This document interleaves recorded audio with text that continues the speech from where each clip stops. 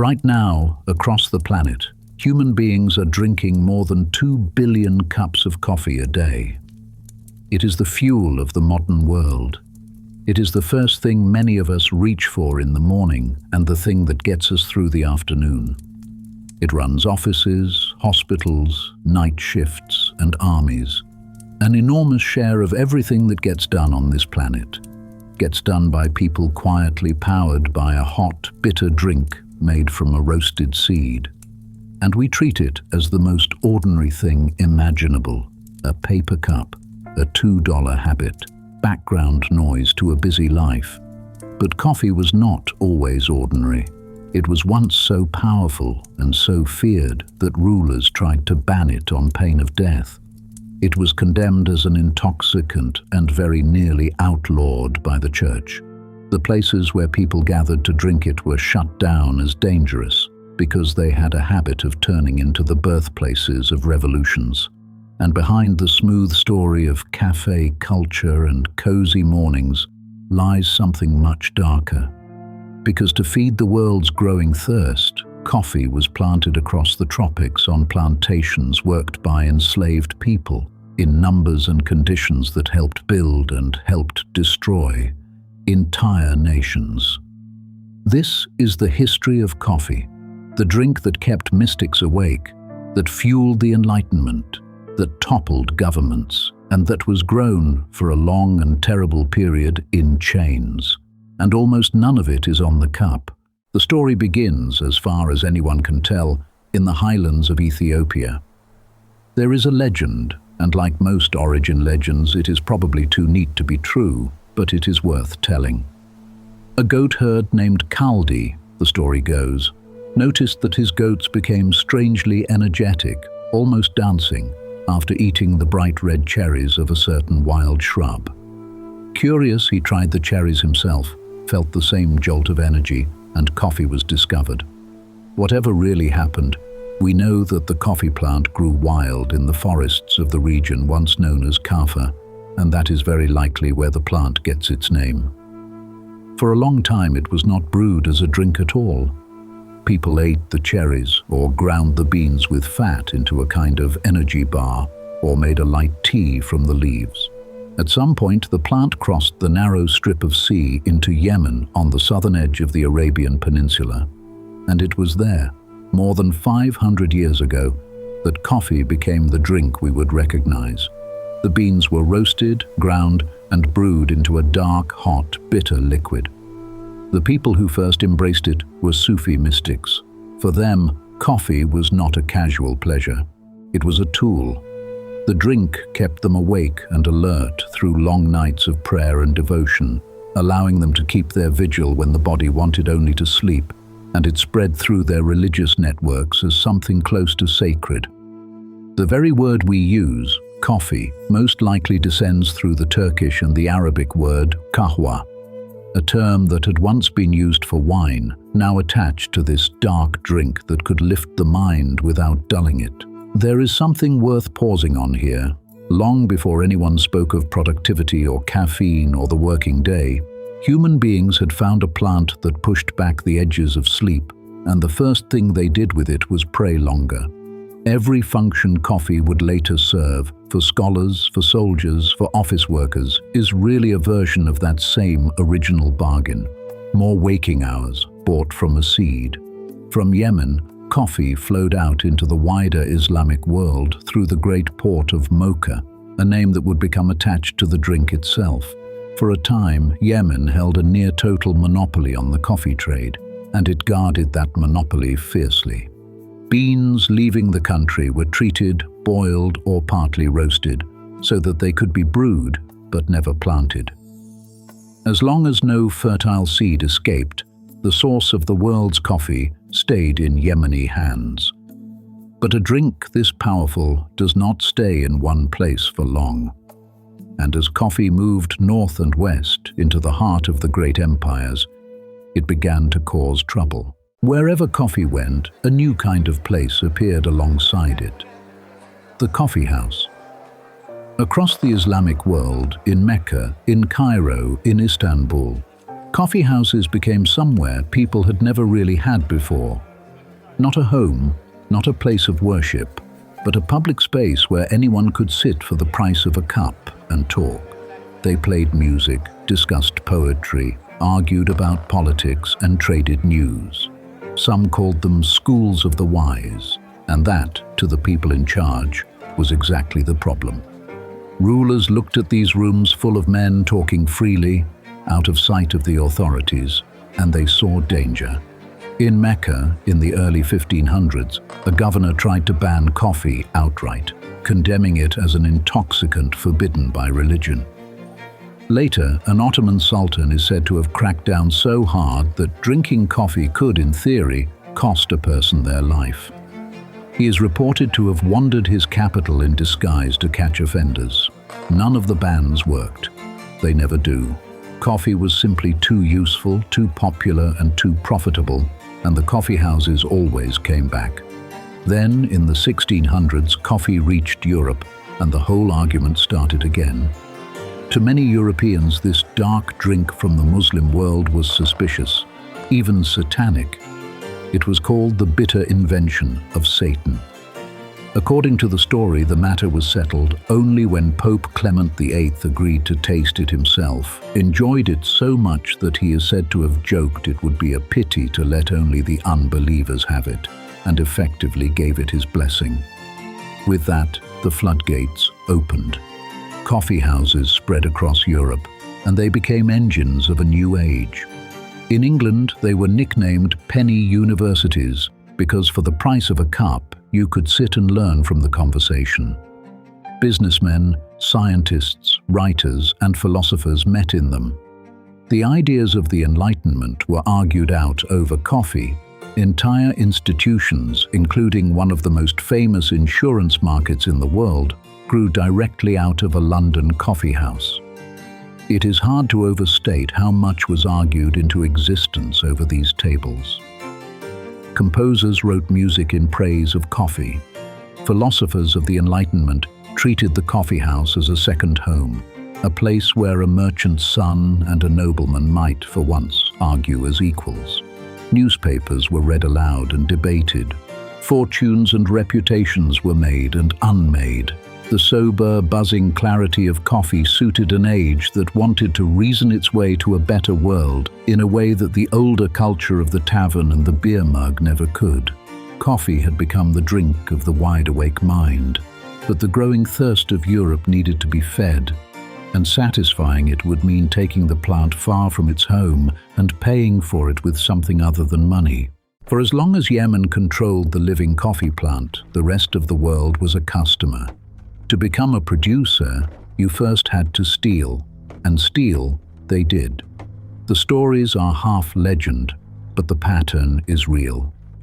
A pilgrim, remembered as Baba Budan, is said to have smuggled a handful of fertile coffee beans out of Arabia strapped to his body and planted them in the hills of southern India. The Dutch, ever practical, obtained live plants and established coffee in their colonies in the East Indies, on the island of Java, a name that, like mocha, became a word for the drink itself. Then a single plant changed the world. The Dutch presented a coffee seedling to the King of France, and it was kept, carefully guarded, in the royal greenhouse in Paris. From that one plant, a French naval officer named Gabriel de Clieu obtained a cutting and carried it across the Atlantic to the Caribbean. The voyage, as he told it, was a nightmare of storms and thirst, and he shared his own dwindling ration of water with the tiny plant to keep it alive. That cutting and others like it took root in the New World, and the tropical colonies of the Americas turned out to be very nearly perfect for growing coffee. This is the moment the story turns. Because coffee was no longer a wild plant gathered in Ethiopian forests or a carefully traded luxury from Yemen. It had become a colonial cash crop planted across vast plantations in the warm colonies of European empires, grown on an industrial scale for export back to the cafes of Europe. And growing coffee on that scale in those places required an enormous amount of labor. Brutal, relentless, unpaid labor. The empires had a solution for that, and it is the part of the story that the pleasant aroma has been covering up ever since. To understand what coffee became, you have to look at one island. In the 1700s, the French colony of Saint-Domingue, on the western part of the island of Hispaniola, became one of the richest colonies on Earth. It produced a staggering share of the world's coffee alongside its sugar, and that wealth was built entirely on the labor of enslaved African people. The conditions were among the most horrific in the entire history of slavery. Enslaved workers were driven through the coffee and sugar harvests under a system so lethal that a great many did not survive long, and the colony imported more and more people to replace those it worked to death. An enormous engine of suffering running so that Europe could have something warm and pleasant to drink in the morning. I want to be careful here, and I am not going to dramatize the details, because they do not need dramatizing. Strip everything else away, and this is what remains. The comfortable ritual of a cup of coffee across the 18th century rested on the stolen lives of hundreds of thousands of people. In the end, the people of Saint-Domingue rose up. In one of the only successful large-scale slave revolutions in human history, they overthrew their enslavers, defeated the armies sent to crush them, and founded the free nation of Haiti. It was a moment of extraordinary courage, and the world that had grown rich on their labor made them pay for their freedom for generations afterward. And coffee simply moved on. The center of production shifted above all to Brazil, which would come to dominate the global coffee trade like no country before or since, at times growing the clear majority of all the coffee on earth. Brazilian coffee, too, was built on slavery, on the largest scale anywhere in the Americas. Brazil imported enslaved Africans in numbers that dwarfed almost everywhere else. Millions of human beings carried across the ocean, and it was the very last country in the Western world to finally abolish the practice, not doing so until the 1880s. Even after abolition, the great estates kept turning, worked now by desperately poor laborers, many of them newly arrived immigrants trapped in debt under conditions that had changed far less than the law suggested. None of this appears in the gentle language we use for coffee today. There is no hint of it in the words we reach for, the cozy, the artisanal, the comforting. But for a long and terrible stretch of its history, the world's favorite pick-me-up was one of the great engines of human bondage. Nobody who profited from it was ever truly held to account. The fortunes were made, the cups were poured, and the story was quietly rewritten into something charming. By the 19th and 20th centuries, coffee had become something new again. Not a mystic's ritual, not a luxury, but a global commodity, traded in enormous quantities and woven into the daily life of ordinary people. Brazil produced so much of it that the price could swing wildly, and whole national economies came to depend on a single crop grown for distant markets, a dependence that echoed the old colonial pattern long after the empires were gone. In the wealthy countries, coffee became an everyday industrial product.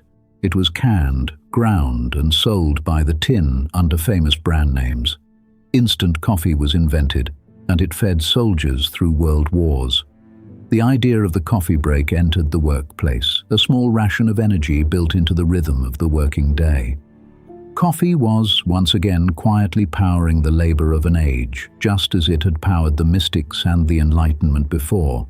Then, later, came the reinvention we now take for granted. A wave of companies turned coffee back into an experience, an identity, a lifestyle. The corner cafe returned, this time as a global chain on every high street, selling not just caffeine but comfort, ambience, and a certain image of the good life. A drink that had once been the cheapest of commodities was sold again as a small, affordable luxury. But underneath the branding, the basic shape of the trade had not changed as much as it looked.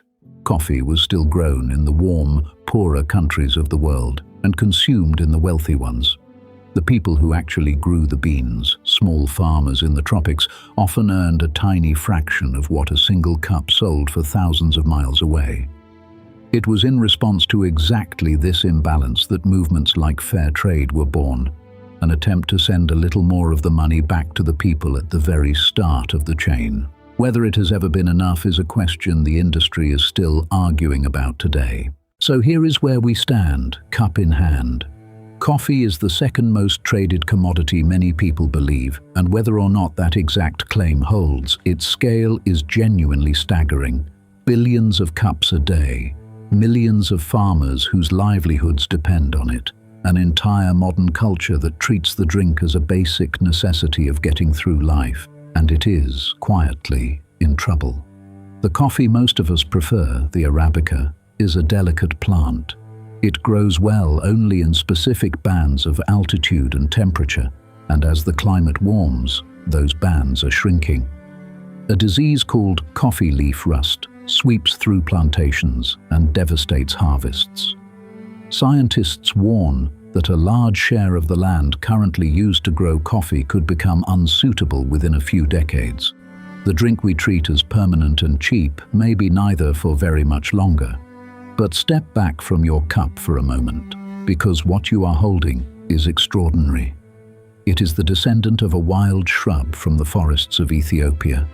It is the drink that kept mystics awake through the night and was carried across the sea as something close to holy. It is the substance that rulers tried to ban on pain of death, and that the church nearly condemned before it blessed it instead. It is the fuel of the coffeehouses where the modern world was argued into being. And it is a crop that was planted across the tropics in chains, that helped build empires and helped burn one down in revolution. All of that is dissolved into the ordinary cup cooling on your desk right now. The mystics and the sultans, the philosophers and the revolutionaries, and the hundreds of thousands of people who never chose to be part of the story at all. Now you know what it took to fill the cup. If this stayed with you, subscribe. We publish a new deep dive into the hidden history of everyday food and drink every week. Leave a comment and tell me whether you had ever heard how coffee reached the Americas before this video, and give it a like so more people find the real story. Thank you for watching.